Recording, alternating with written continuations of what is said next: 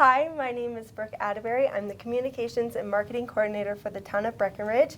Today we are going to be talking about last night's town council meeting with Jeffrey Bergeron. How are you today? I'm well. I'm going by the moniker large and in charge for this video feed, okay? Amazing. Okay, you guys good, heard good. that here, and Yep. I hope it's on the bottom right Yep, here too. yep.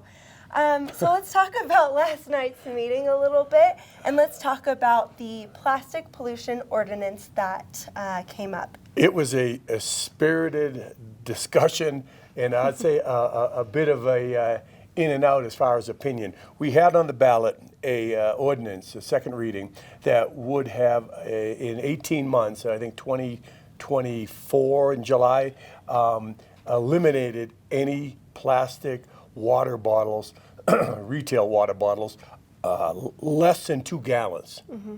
And so in other words, it wouldn't be just the single-use water bottles that you see people having cases of, but a Gatorade bottle, any sort of plastic bottle, the town was hoping to do away with in 18 months. This would be the first bill of this type in the country. Now, a lot of communities have done away with just single-use plastic water bottles. I think Telluride is one of them. Many towns around the mountains have, but this was a far-reaching ordinance that, upon reflection, we decided we don't have enough information from the stakeholders. So what we're going to do, we voted it down. Actually, we didn't pass it, and what we're going to do is come back in a couple weeks and specify one ordinance that would just deal with those single-use drinking water bottles, because there is a viable alternative. They make them aluminum bottles that can do the same thing. That aluminum is much easier to recycle, and it can be used infinitely amount opposed to plastic. Often, only a fraction of it gets recycled. So that's what's going to happen next couple weeks. We're going to put it back on the ballot, back on the agenda for a first reading for just single-use water bottles again in 18 months. Awesome. Well, I think that is a really good step in the right direction, and I'm excited to see what happuld with that next. Yeah, and we'll bring the stakeholders to the table for hopefully down the road, seeing how we can do it on a more far-reaching ordinance that would eliminate or lessen all water bottles under a half gallon. Awesome. Awesome. Well, moving right along, we also talked about the Riverwalk Improvement Project, which has been going on for quite some time, right? Yeah. What can you tell us about that? Well, we have some consultants coming in just trying to figure out how to make the Riverwalk more user-friendly. And when we say the Riverwalk, in other words, we have Main Street, then the buildings, and then the river, and like between the river and Main Street and those buildings is the Riverwalk.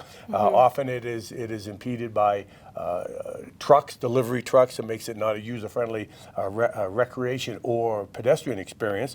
And also there is some conflict between people biking through and people walking through. So we're looking at a design to make it a little bit more user-friendly, and also to encourage businesses to, if they have a back entrance, to go onto the Riverwalk, to maybe have some tables or something to add vitality to that area. So it's a kind of an ongoing study.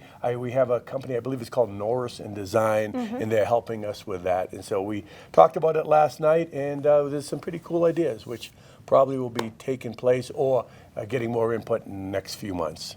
Awesome. Well, that sounds like a great project, and it sounds like it's going to add to our character of the town and all that kind of stuff. So that's exciting. And then also, like, Main Street can be awfully crowded, and so this will kind of spread some folks out and also add some more vitality in having various touch points along the river so that people can access the river, because that's a real amenity in the summer. Yeah, it's beautiful. Even right now with all the snow, it's beautiful, although it's not much of a river. But and then now we're going to talk a little bit about sustainability and pay-as-you-throw, which we've been talking about a lot lately. But I think that not a lot of our audience knows about it. So what can you tell us about it? Well, the whole concept behind pay-as-you-throw is folks would often overpay for a larger, say, 96-quart receptacle that they put, that they pay for every week or whatever to have emptied, and then there's a recycling receptacle.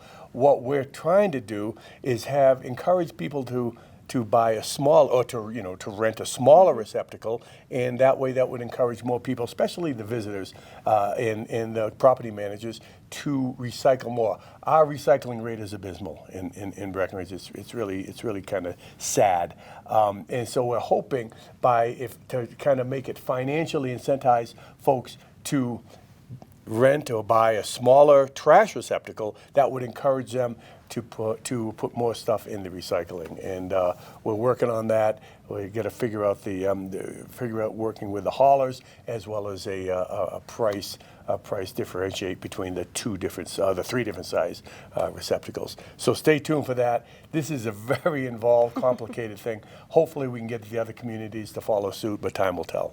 Yeah, awesome. And Sustainable Breck has put together a zero waste website, which we can put on the bottom of the screen right now.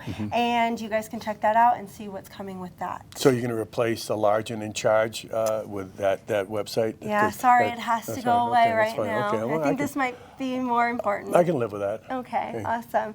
I do want to open it up and just ask if there's any other updates or anything else you would like the community to know in general. I will just say this one thing. I can't, I'm sworn to secrecy, but stay tuned.